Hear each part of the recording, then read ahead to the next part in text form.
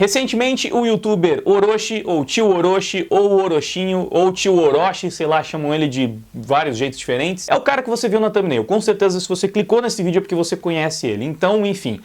o Orochi comprou uma briga, comprou não, né? Enfiaram ele no meio de uma briga gigantesca com os ARMYs, é assim que chamam, os fãs de K-pop. Basicamente porque ele gravou um vídeo aí falando sobre as pessoas que ficam obcecadas por padrões de beleza inatingíveis e deu como exemplo os idols de K-pop porque eles são perfeitos, mas eles são, tipo, criados para serem perfeitos. Os caras fazem não sei quantas cirurgias plásticas e têm dietas extremamente restritas e, inclusive, por vezes acabam sofrendo aí com bulimia. E basicamente foi esse o estopim de toda a confusão, que fez com que milhares de fãs de K-pop cancelassem o Orochi, marcassem ele no Guaraná, que é uma marca que patrocina ele, e também marcassem uma empresa que, acho que é a empresa que gerencia o BTS, na intenção de fazer com que essa empresa processasse o Orochi, basicamente sob a acusação de que ele teria sido preconceituoso e xenofóbico com os coreanos. Porque além de tudo, ele também chamou o integrante do BTS de Jin Chung Chon, sei lá, qualquer som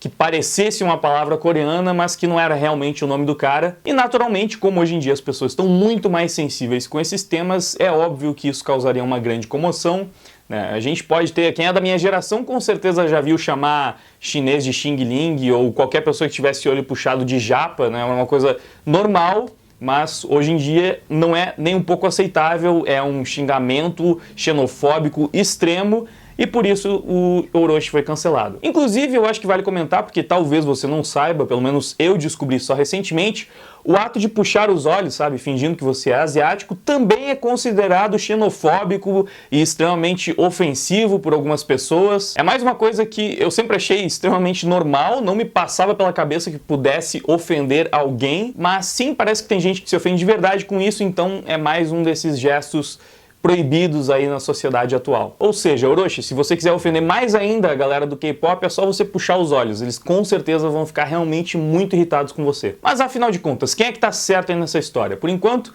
eu dei o resumão, agora eu vou começar a comentar o tema. O Orochi foi realmente xenofóbico? Ele merece esse cancelamento? Ou será que as pessoas estão exagerando e o que ele fez não foi nada demais? Bom, primeiramente, eu acho que vale dizer que o próprio Orochi já gravou um vídeo se defendendo. E ele se saiu bem nesse vídeo, pelo menos na minha opinião, porque aparentemente ele não se importou muito, ele levou na brincadeira, ele fez piada com a situação e basicamente nesse vídeo ele mostra que ele está cagando pro politicamente correto. Ele fala que ele sabe que as piadas que ele fez foram ofensivas, mas que ele simplesmente não se importa e inclusive ele se sai muito bem apontando a hipocrisia dessas pessoas que estão lá atacando ele, mostrando que elas também fazem piadas politicamente incorretas, né? Piadas pesadas, como quando chamam ele de Chernobyl, ou simplesmente falam que ele é muito Chernobyl, querendo dizer que ele é muito tóxico, o que, cara, é uma piada de humor negro, se você parar pra pensar, não precisa nem parar muito pra pensar. É uma piada que faz alusão ao quê? A toxicidade de um desastre nuclear que matou milhares de pessoas, que fez com que todo mundo que crescesse ali naquela região de Chernobyl desenvolvesse vários tipos de problemas de saúde, câncer. E aí você pega essa catástrofe horrível pra ficar fazendo piadinha e falando, nossa, olha como você é tóxico, como você é Chernobyl. Mano, isso é muito politicamente incorreto. Só que como é uma piada usada a exaustão pela Lacrolândia, pelas pessoas de esquerda, aí não tem problema, porque eles decidem o que é moralmente aceitável e o que não é. Eles decidem que tipo de piadas podem ser feitas e quais não podem ser feitas. Basicamente, o Orochi caiu na famigerada espiral do silêncio. As pessoas estão utilizando o boicote social, o boicote comercial até, para tentar cancelar e prejudicar o Orochi, impedindo que ele continue falando coisas que vão contra a cartilha que eles defendem. Então, basicamente, se o Orochi não quiser perder os seus patrocinadores, se ele não quiser perder o seu público, talvez, se ele não quiser que a sua carreira fracasse, ele precisa pedir desculpas e calar a boca, nunca mais falar nada que incomode as pessoas que estão naquele grupinho. E apesar do Orochi ter saído bem no vídeo dele e de Provavelmente isso não vai causar nenhum impacto no público que já acompanha ele, porque claramente é um público que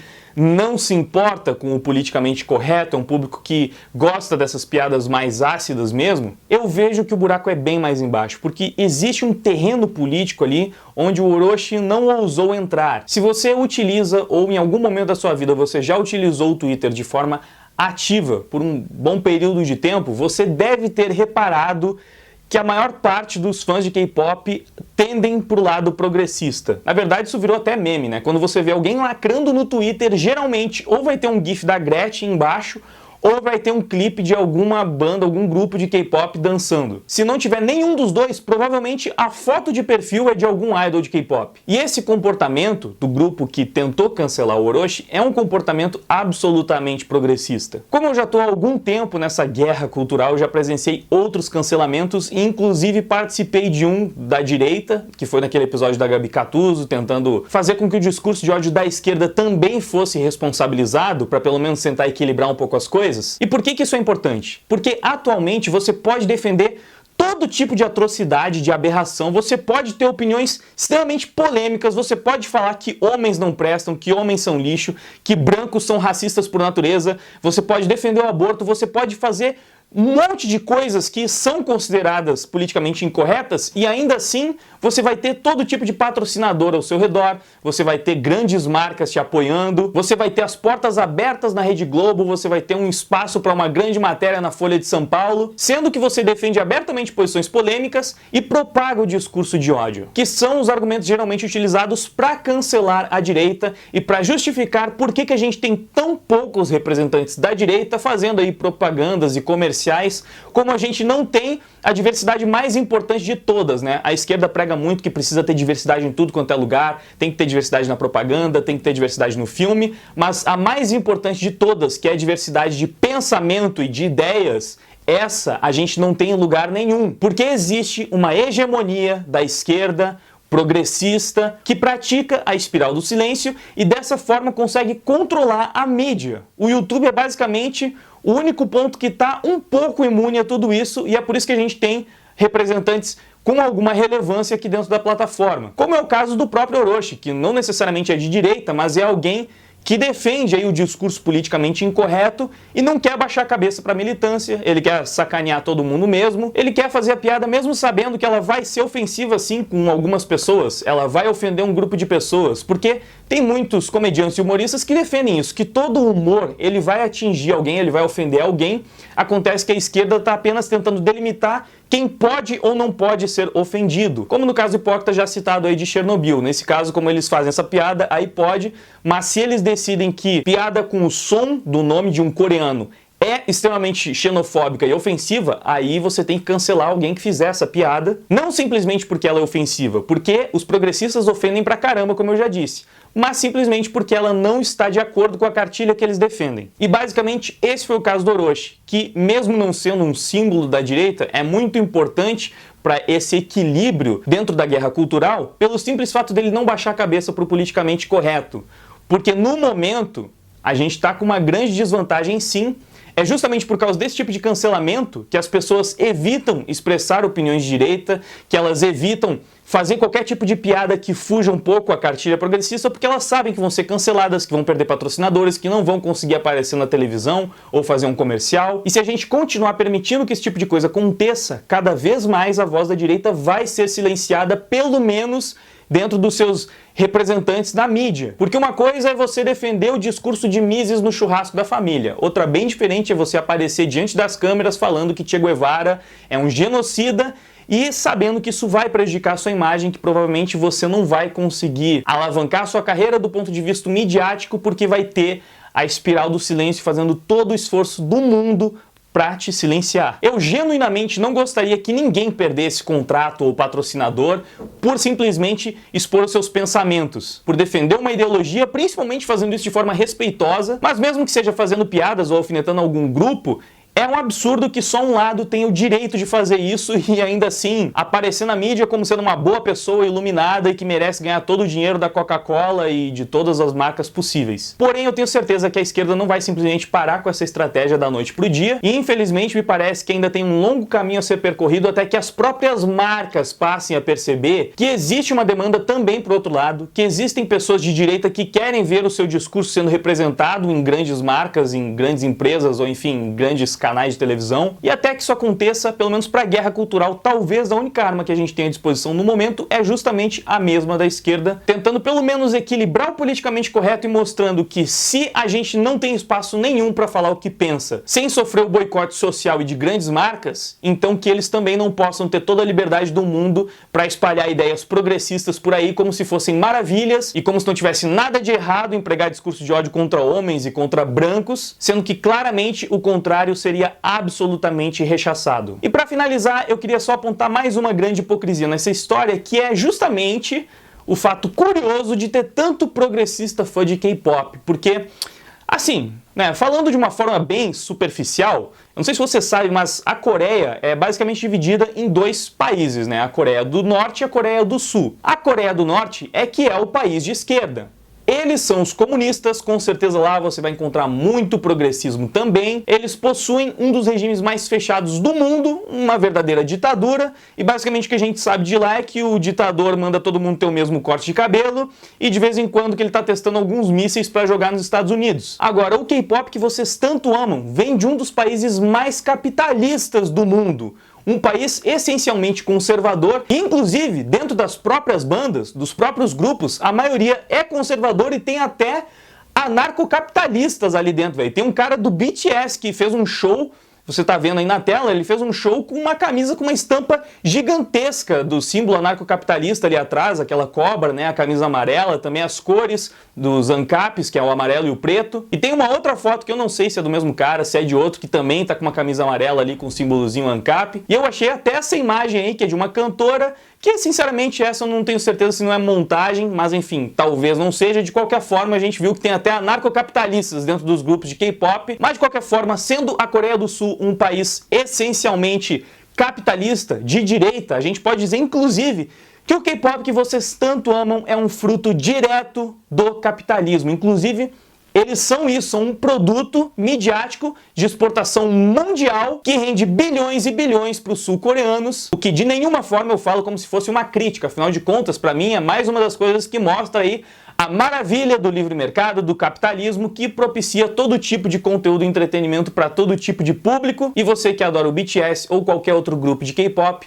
está usufruindo diretamente do capitalismo malvadão que provavelmente você tanto prega contra. E o seu idol de K-pop favorito provavelmente também é muito grato ao capitalismo, ao conservadorismo, ao liberalismo, talvez até ao anarcocapitalismo, que vale dizer, né, para muitas vertentes políticas, anarcocapitalismo é a verdadeira extrema-direita. Os ANCAP geralmente se consideram uma terceira via, eles não gostam de ser colocados à direita, mas tem aí alguns estudos, alguns diagramas, o Political Compress, alguma coisa assim, acho aponta como se fosse a extrema direita, porque eles defendem a ausência total de Estado, ou seja, nada controlando o povo, é a liberdade plena, somada ao capitalismo, ou seja, a utopia máxima da direita, que também seria justamente o extremo oposto da extrema esquerda, que aí é um regime totalmente fechado numa ditadura comunista, onde o governo, o Estado controla tudo e todos, gerando dessa forma a igualdade plena entre toda a sociedade. Ou seja, nada mais contraditório do que você ver um bando de progressistas utilizando um dos maiores símbolos do capitalismo mundial contemporâneo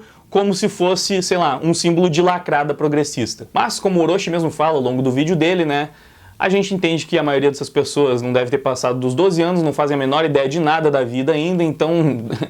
é óbvio que eles vão ser incoerentes na maior parte do tempo. Ah, sim, eu falei que ia finalizar, mas tem mais um ponto interessante, que vai lá no começo de toda essa treta, quando o Orochi falou que os idols de K-pop são criados para serem aquelas figuras perfeitas, que fazem plástica, que têm dietas extremamente restritivas. E olha só, eu já conversei diretamente com pessoas que participaram dessas bandas de B-pop, que seria a versão brasileira do K-pop, pessoas inclusive que tiveram contato com grupos que vieram lá da Coreia com a mesma estratégia, os mesmos contratos utilizados lá na Coreia. Então eu já recebi a confirmação de que de fato esses contratos dos integrantes dos grupos de K-pop são absolutamente restritivos, de fato, assim. Por contrato, você não pode passar de determinado peso, você não pode muitas vezes ter um relacionamento, você não pode ter uma namorada, tá lá no contrato que você precisa ser solteiro. E os próprios empresários que gerenciam ali o grupo, por vezes, montam a dieta dos caras e controlam de fato tudo que eles estão comendo. Então, o Orochi ainda falou que tentaram refutar e mostrar, não, olha só, eles comem pra caramba, comem prato de pedreiro, comem não sei quantas refeições por dia. Mano, não é assim. Não adianta você tentar se enganar, não é assim. De fato, eles podem tentar passar essa imagem,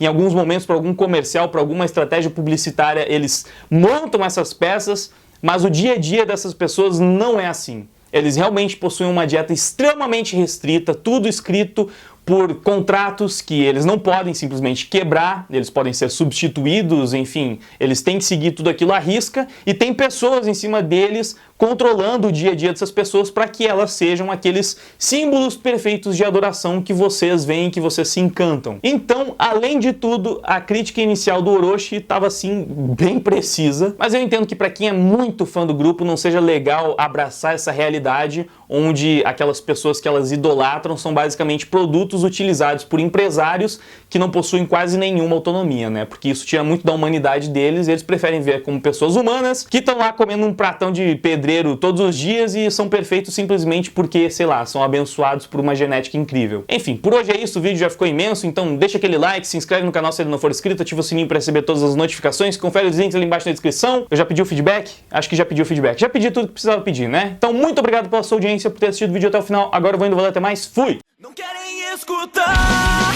não sabem